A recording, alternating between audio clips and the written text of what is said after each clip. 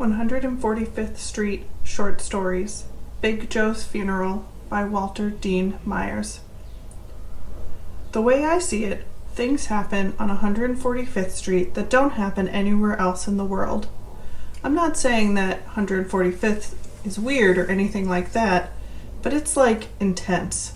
So when I heard about Big Joe's funeral, it didn't take me by surprise. It was something that I remember, and that's why I'm telling it.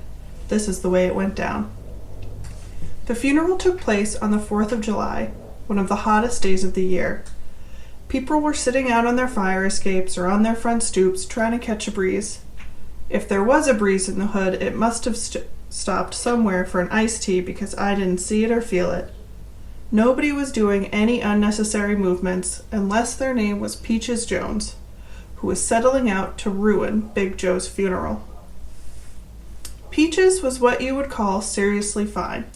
She was 15, about 5'3", a medium brown color, and definitely wrong. She was wrong because she was not giving Big Joe his propers, which means his proper respect. A person ought to have respect for other people all of the time, but especially at 2 times during their life. The first time is when they were born. When a baby is born, you shouldn't say discouraging things about it like, "Hey, I've seen prettier dogs than that baby," or "Maybe he ain't ugly, but he's just inside out." Give the baby a chance. The other time you need to show some respect is when a person is going on out of this world. You know, like they're dead and whatnot. Let the person go. Whatever will be their reward has got to be figured out on the other side. Even if they slip on out owing you some money, you gotta bite the bullet, give up some slack, and let them be on their way. But Peaches didn't see it that way when it came to Big Joe. She had her mind dead set on messing up Big Joe's funeral. Let me back up here and tell you. It all started when Big Joe, who owns Big Joe's Barbecue and Burger Restaurant right here on 145th Street, down from Easy On In Cafe, decided to cancel his life insurance. He said he had been paying on his life insurance for 20 years. If he canceled his insurance, he would get a check from the insurance company for $18,000. Now that is some serious money. It sounded good when the guys in the barbershop were talking about it. So Big Joe canceled his insurance, and sure enough, 2 weeks later, he was telling everybody that the check came just like he thought it would. That's when he decided to have the funeral. "I've always loved a good funeral," Big Joe said. He was sitting outside his restaurant peeling potatoes to make potato salad. "And when I went to Freddie's funeral," y'all remember Freddie? "Yeah, I remember Freddie and his funeral," Willie Murphy said. "He looked real good." "That's my point," Big Joe said. "He was looking better than I've ever seen him. He was Dean, had his hair combed, and wore that dark suit with a carnation in his lapel. He was sharp," Willie went on, "and when Angela, that little Puerto Rican girl, sang Precious Lord, everybody was crying." "Ain't nobody was going to cry over Freddie when he was alive," Big Joe said. "Funerals bring out the best in people. Am I lying or flying?" "You're definitely flying," I said. "I hate to talk about the dead," Willie added, "but when Freddie was a walkie-talkie, all he wanted to do was hang out on the corner and ask everybody he'd seen if they had any spare change, so he could take it down to the Easy On In and get him a beer." "Uh-huh, but he still had him a nice funeral," Big Joe said. "I'm going to have me a nice funeral while I'm still alive so I can appreciate it." Now, we didn't exactly know what Big Joe meant by that, but when he started explaining, it made sense. He was going to take a part of that $18,000 and throw himself a funeral the way some people throw a party. "Nothing too fancy," he said. "Just something nice." Now this is what he did. He went over to Unity Funeral Home on Adam Clayton Powell Boulevard and arranged things with them. At first, Old Man Turner, who ran the place, was a little put out, but then he saw where live people having funerals would greatly increase his business, and he said, okay. He was going to supply the coffin, the hearse which carried the coffin, and 2 limousines.